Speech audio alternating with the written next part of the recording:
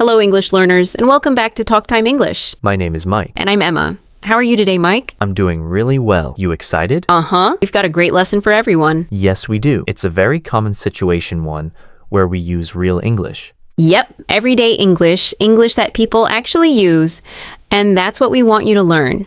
So what are we talking about today, Emma? We're talking about a situation that's a little bit embarrassing. Uh-oh, an embarrassing situation. Let's listen to the dialogue for the first time. It's going to be kind of fast. But don't worry if you don't understand everything. In 10 minutes, you'll understand it all, promise. Perfect. Let's listen. How's it going? Oh, hey, what are you doing in this neighborhood? Do you live around here? Actually, my office is right around the corner. It was great to meet you last week at the conference. I really enjoyed our conversation about foreign investment. Yeah, it was really interesting. You know, I'm in a bit of a hurry, but here's my card. We should definitely meet up again and continue our discussion. Sure. You still have my contact details, right? You know what? This is really embarrassing, but your name has just slipped my mind. Can you remind me? Sure. My name is Anna Ferris. Don't worry about it. It happens to me all the time. I'm terrible with names too. Okay, Mike, let's look at our language takeaway. 3 useful phrases from the dialogue. In a bit of a hurry means you're short on time. You're rushing. Here are 3 examples. Can you drive faster? I'm in a bit of a hurry. I can't talk right now. I'm in a bit of a hurry. I'm in a bit of a hurry, so I'll check these files later. These are the details on your business card, like your name, phone number, and email address. Right. So people can get in touch with you. Exactly. This is a funny one. It means I forgot. Yes. Let's hear some examples. I'm sorry I forgot to respond to your email. It just slipped my mind. Oh no, it's your birthday? It completely slipped my mind. Now it's time for putting it together how to use phrases in natural English. Around here means nearby. Like, is there a bank around here? Or there's a good cafe right around the corner. We also say around there like, I used to live around there near Los Angeles. This phrase describes something you're not good at. Here are some examples. You're terrible with numbers. You can't even remember your own phone number. I'm terrible with directions. I always get lost. I'm terrible with faces. I can never remember what people look like. I'm terrible with names, honestly. Same here, I forget faces too. Let's listen to the dialogue again, this time a bit slower. Try to notice the words we just talked about. How's it going? Oh, hey, what are you doing in this neighborhood? Do you live around here? Actually, my office is right around the corner. It was great to meet you last week at the conference. I really enjoyed our conversation about foreign investment. Yeah, it was really interesting. You know, I'm in a bit of a hurry, but here's my card. We should definitely meet up again and continue our discussion. Sure. You still have my contact details, right? You know what? This is really embarrassing, but your name has just slipped my mind. Can you remind me? Sure. My name is Anna Ferris. Don't worry about it. It happens to me all the time. I'm terrible with names too. Our first natural phrase is, how's it going? It's a casual way of saying, how are you? Let's hear it again. How's it going? So next time, instead of saying, how are you, try how's it going? Mike, have you ever forgotten someone's name? Oh yeah, a few times. The worst was at a family reunion. I forgot my uncle's name. No way, what did you do? I asked my cousin like, hey, who's that guy? He said, that's Uncle John. I felt terrible. That's awkward. I've done that at work before. I just ask people for their business card or email. That usually helps. Great tip. I bet our listener can use that too. Welcome back, English learners. My name is Mike, and I am joined by Emma. How are you, Emma? I'm doing great, Mike, and you? Excellent. I'm doing really well, and I'm really excited about our lesson for today. That's right. We've got an intermediate lesson today, and we're going to study some real English. English that you use every day, right? That's right, English that native speakers really use. Exactly. And today, as I mentioned, we have an intermediate lesson. And not only is it intermediate, but it's a business lesson. Yes. So today, we're listening in to a sales meeting, and we're going to learn some great, useful English to talk about sales strategies. So we're going to learn English for sales strategies, for making suggestions, and for responding to suggestions. Great. So why don't we take a look at our vocabulary preview for today?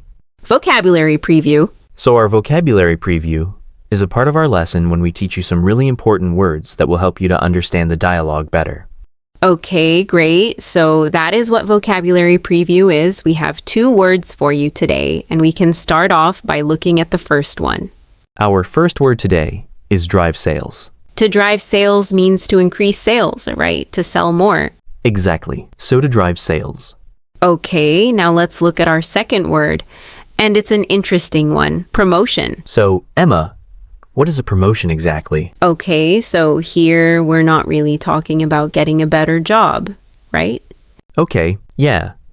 Not like a job promotion. No, we're talking about a marketing strategy. So I can give you an example. Suppose I want to buy shampoo. Uh-huh. And if I go to the supermarket and I see buy one and get one free, So that's a 2-for-1. that's a 2-for-1 promotion. Yeah, okay. That's a sales promotion. Or perhaps the shampoo is less expensive than usual. Maybe usually it costs $5, but today it costs $4. That's a sales promotion. Great.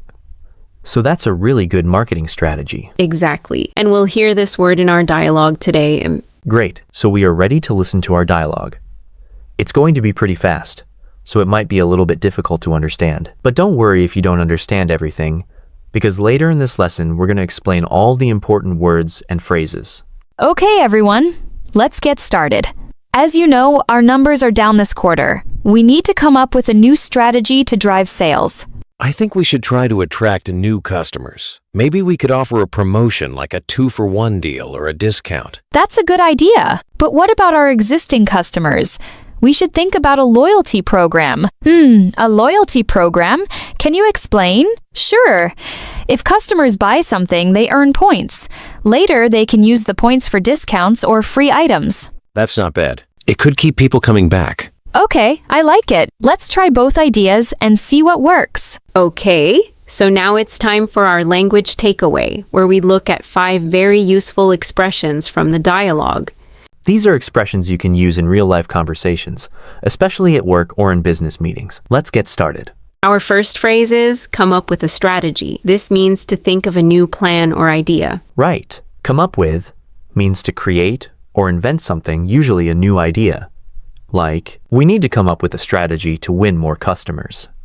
We heard this one earlier. To drive sales means to increase or grow your sales. For example, we need to drive sales this month because our numbers are low. Next up, offer a promotion. As we said earlier, a promotion is a special deal or discount. Like, buy one, get one free, or 20% off. So you can say, we're going to offer a promotion this weekend. This is a great business phrase. A loyalty program rewards customers for buying again and again. Yeah. For example, Starbucks has a loyalty program. You collect stars and get free drinks. Finally, keep coming back. This means that customers return again and again. Yeah.